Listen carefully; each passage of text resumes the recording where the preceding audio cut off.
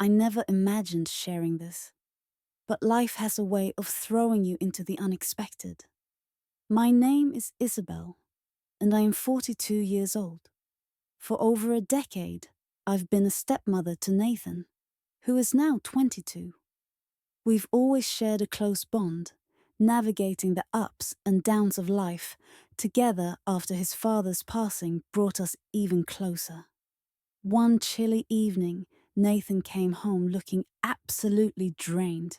He'd been juggling long shifts at work and grueling hours of studying for his finals. Concerned, I asked if he was okay, and he simply shrugged, offering a tired smile. "I just need to lie down for a bit," he said. Our house was slow to warm up that night, so I suggested he rest in my room, where the heater worked best. Nathan hesitated for a moment, but eventually agreed, sinking into the bed with a weary sigh. Wanting to ensure he was comfortable, I draped a heavy blanket over him and sat beside him, scrolling through my phone as he drifted off. After a while, he shifted closer to me under the blanket. At first, I thought nothing of it. It was instinctive, like when he was younger and sought comfort during tough times. But as the minutes passed, I felt his presence more acutely.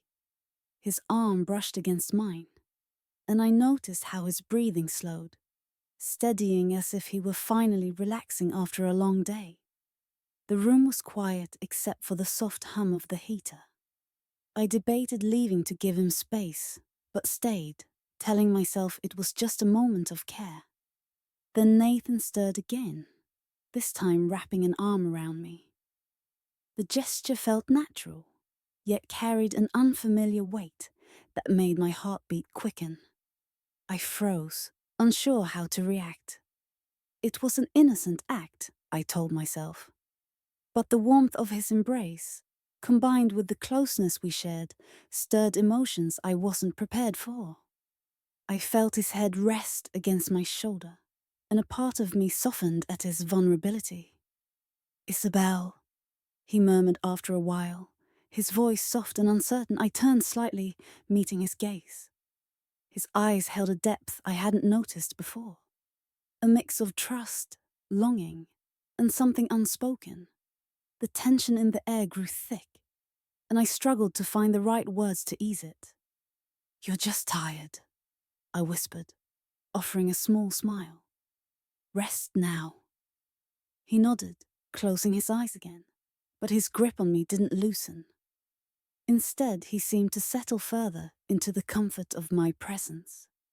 I sat still, trying to ignore the fluttering in my chest and the unfamiliar warmth spreading through me.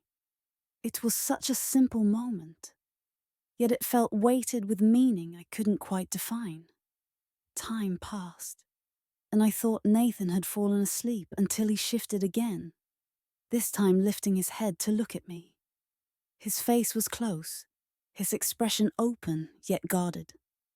"Thank you for being here," he said softly, his voice barely above a whisper. "Always," I replied, brushing a strand of hair from his forehead, in a gesture that felt both maternal and intimate. The room seemed to shrink around us, the silence amplifying the unspoken words between us. For a fleeting moment, I wondered if he felt the same strange pull I did, the sense that something had shifted between us. Before either of us could say more, the doorbell rang, shattering the quiet. I gently disentangled myself from Nathan and went to answer it. Standing on the doorstep was our neighbor, Greg, a friendly man who had always been quick to lend a hand. "Hi, Isabel," Greg said with a warm smile. "Just wanted to check if everything's okay. It's been so cold lately, and I thought you might need help with the heater." I welcomed the distraction, inviting him in to take a look. As Greg moved through the house chatting casually, I noticed Nathan lingering in the doorway of the bedroom, his expression unreadable. His gaze flicked between me and Greg, and I caught a hint of something in his eyes. Jealousy, perhaps. When Greg left, I turned to Nathan, who was leaning against the wall with his arms crossed. "Everything okay?" I asked, trying to gauge his mood. "Yeah," he replied, his tone neutral. "I just didn't expect him to stop by." There was an edge to his voice, but before I could address it, he pushed off the wall and retreated to his room. I stood there, feeling the weight of the evening settle over me. Later that night, as I sat on the edge of my bed replaying the events, there was a soft knock at my door. "Come in," I said, my voice steady despite the turmoil inside me. Nathan entered, his expression hesitant. He sat beside me, silent for a moment, before speaking. "I'm sorry if I made things weird earlier," he began, his voice barely above a whisper. "I don't know what's going on with me." I placed a hand on his, offering a gentle squeeze. "It's okay," I said softly. "We've been through so much together, and maybe it's just hard to figure things out sometimes." He nodded, his gaze fixed on our joined hands. "It's just a different. I don't know how to explain it." Neither did I, but I knew we couldn't rush through this. "Let's take it one step at a time," I said, my voice steady. "We'll figure it out together."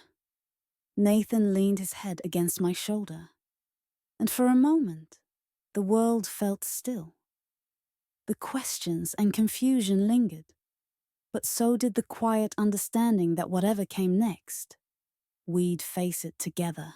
If you liked the story so far, I suggest you wait for the part 2.